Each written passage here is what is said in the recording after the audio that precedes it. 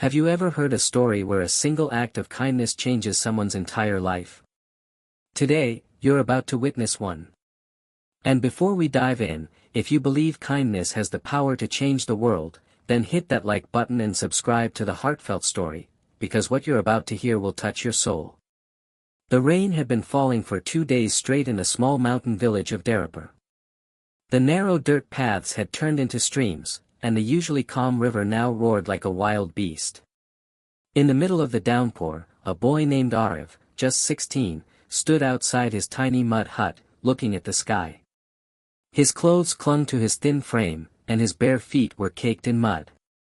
He had seen many storms before, but this one felt different, heavier, faster, angrier. His mother was inside, coughing under a thin blanket, and he was about to fetch water from the well when he heard something, a faint, desperate cry carried by the wind. It came again. Louder this time. A voice, a woman's voice. Arav dropped the empty bucket and ran toward the sound. Down by the swollen riverbank, he saw her, a woman clinging to a broken tree branch, the raging current pulling her away. She was dressed in clothes far too fine for this village, now soaked and ripped, her hair tangled, her eyes wide with terror. Without thinking, Arav leaped into the icy water. The current slammed against him, but he fought forward, his thin arms and legs slicing through the flood. His hands finally grasped her wrist, her cold fingers trembling in his grip. "Hold on," he shouted, though his own voice was barely audible over the roaring water. Inch by inch, he pulled her toward the shore, his muscles burning, lungs screaming for air. They collapsed on the muddy ground, both coughing violently. Arav looked at her, pale skin, trembling lips, eyes that glistened not just with water but with tears.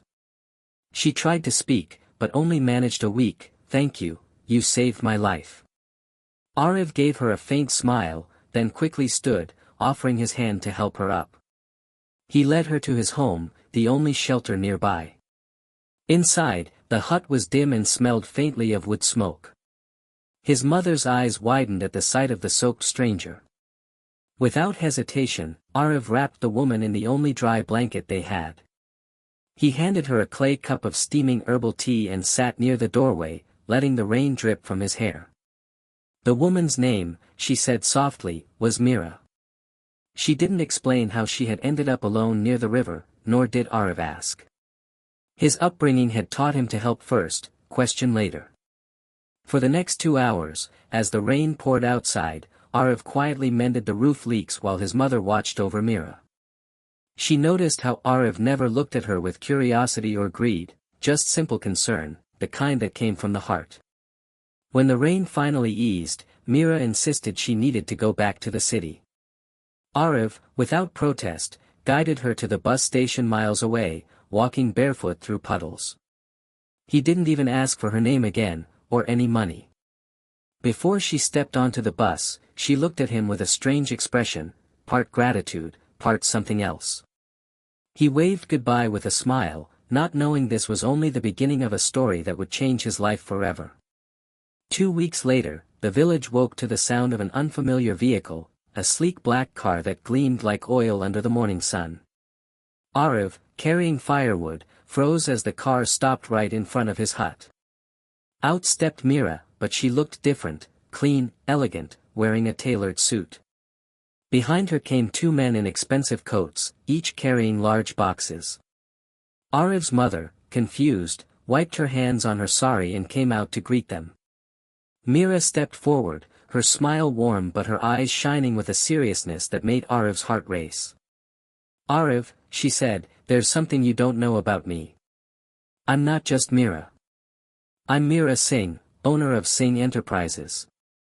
Arav blinked, unsure what that meant, though the gasps from the other villagers watching told him it was something important. Mira explained that she was a billionaire businesswoman who had been visiting rural areas for a charity project when her car was swept away by the flash flood. "If it wasn't for you," she said, "I wouldn't be standing here today." She handed him a letter, an offer for a full scholarship at one of the country's best schools, all expenses paid, and a promise of a job in her company once he finished his studies. Arav stared at the paper, his hands trembling. His dreams had always been small, to keep his mother safe, to maybe one day own a small shop, but now, the world seemed wide open. Tears blurred his vision as he whispered, "Why me?" Mira placed a gentle hand on his shoulder. "Because kindness like yours deserves every door in the world to open." That wasn't all. The boxes her men carried were filled with medicine for the village, new clothes for every child, and enough food supplies to last months. The crowd gathered, murmuring in awe, some even crying. Arif's mother wept openly, blessing Mira for her generosity. Arif realized then that the flood hadn't just brought danger, it had brought destiny. Years later, Arif would become a leader in Mira's company, known for his humility and compassion.